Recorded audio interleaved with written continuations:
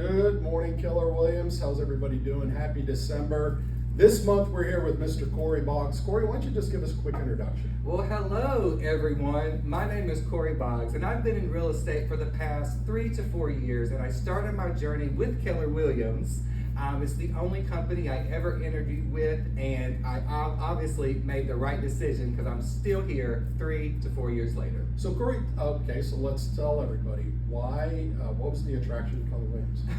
Well, I wouldn't say that it was Keller Williams necessarily, Chip. I've always had a propensity and an interest in real estate. Okay. Growing up as a young kid, I always tell this story. Some kids were into comic books. I always wanted those real estate magazines outside of the stores. Okay. And I always would look through those. So I always Did you have a collection of those? I did, and in my hometown of Statesville, I knew the agents. If I would see an agent in town, I would know their first and last name based off me looking at those magazines.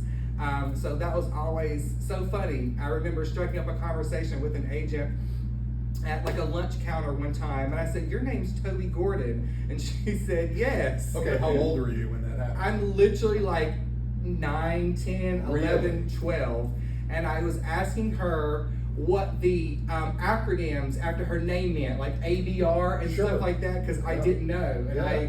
I wanted to be on a real estate magazine with those acronyms. I still don't have any yet, but I'm working on it. No, we'll get there. Don't worry about the alphabet yet. We'll get there at a time. So your interest in real estate really did start at a very young age.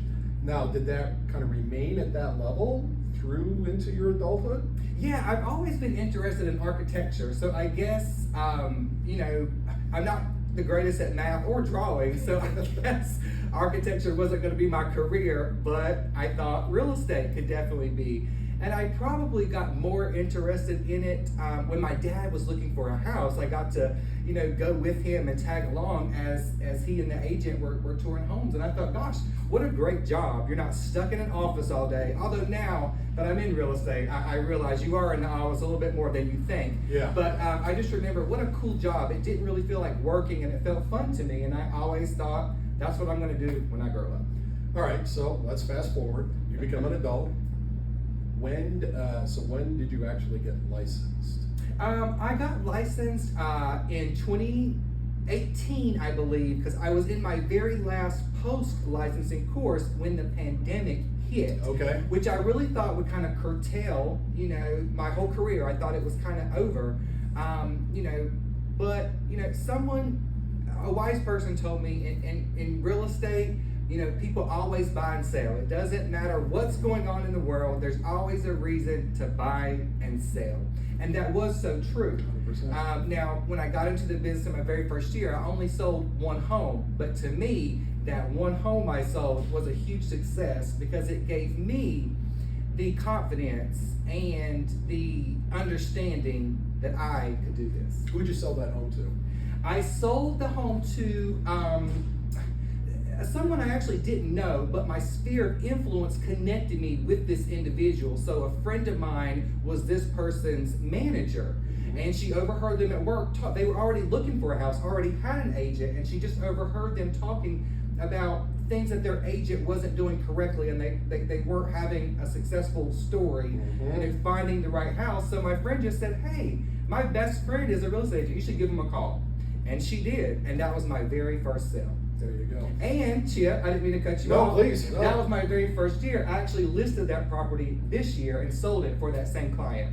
So that was my first return of business, which was so rewarding because it let me know that, I did do an awesome job, good enough for them to reach back out and have me list their home. So here's what I want everybody to hear already. Corey, you've given us 2 important lessons as it relates to lead generation in a general way. We connect with our sphere, and it might not be them who does business, but don't forget, it gets us in front of the people they know who might need our help. That's lesson 1. Yeah, absolutely. Lesson 2, you didn't know the person, the client, but you followed up with them, maybe even built a relationship personally. And then what happened? They repeated business. Those are the 2 biggies that I work really hard at trying to get agents to understand. It's the power and leverage through the relationships you have, and it's the repeat business that really starts building that foundation that we're all looking for into the consistency. So I love it, though, your first one kind of nailed both of those. Yeah, and Chip, there is something I would like to add to that.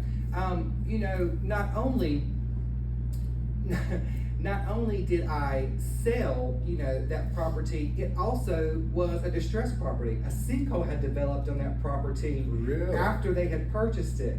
Really? So not only did I get an offer within the first week, I actually got over asking with a sinkhole on the property. Well, and there had to be a lot you learned just from having a sinkhole on the property too.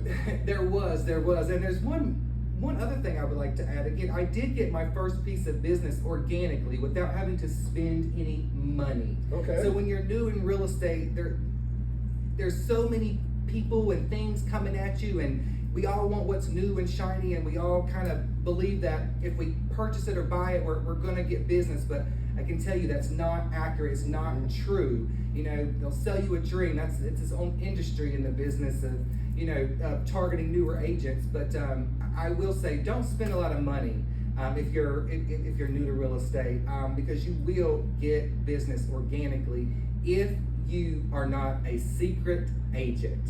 You cannot be a secret agent. Your friends, family, everybody that knows you has to know that you're in real estate. That's your dentist. That's the barista. That's the person behind you in the grocery line. Everybody needs to know you're in real estate to have a successful and thriving business. Well, I think there was actually a third thing that you taught us earlier on, is that regardless of what's going on in the economy, what's happening in the market itself, people still have life needs and life events that cause them to have real estate needs, Sure. right?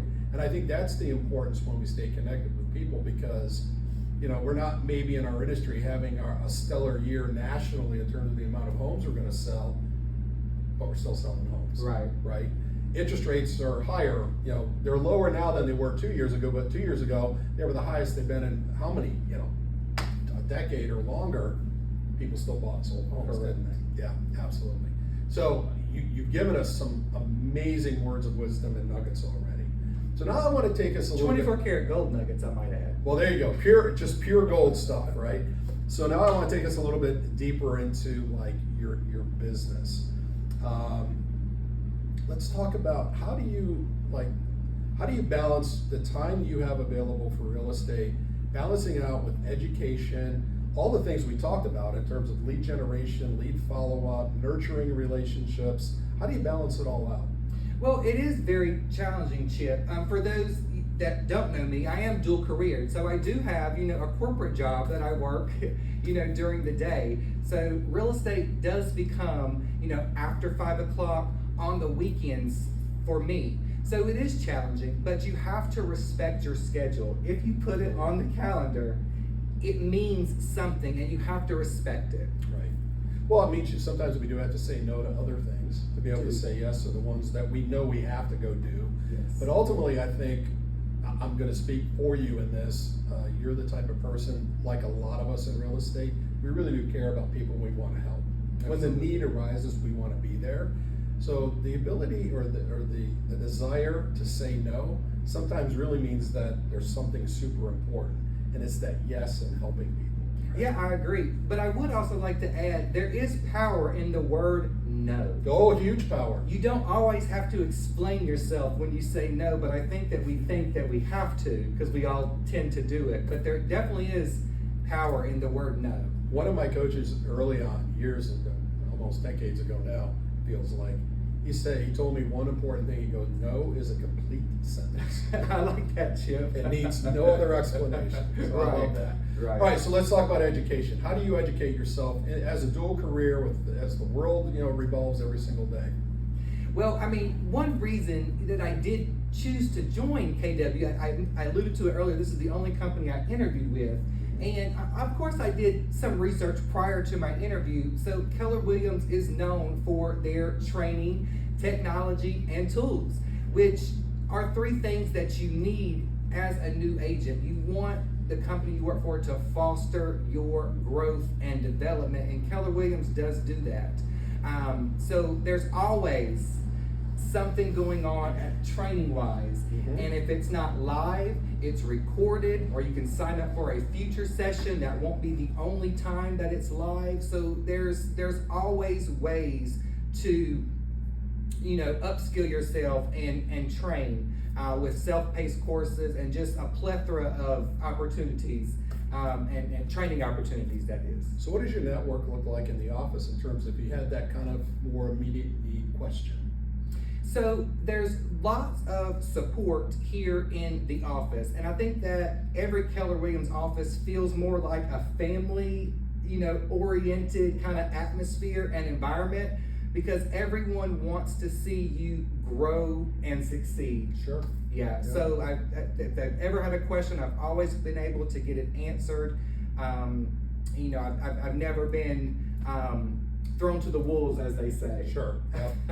Yep. Love that. I've All right. always felt, you know, supported and cared for here. So I really appreciate that about KW, and that's one reason why I stay here. Yeah. I never thought about joining another company, because I do feel supported and loved here at my office. Yeah. Well, thank you for that. All right. So let's talk about your growth.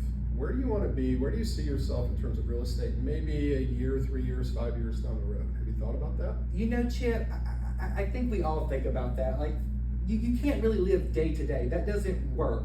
You know, you can't plan a life or a future that way. Mhm. So, you know, in 5 years, I envision transitioning from corporate life to, you know, leading a thriving real estate team, Okay, love that. expanding my real estate investments, and that. dedicating, you know, time to the community and my friends and family.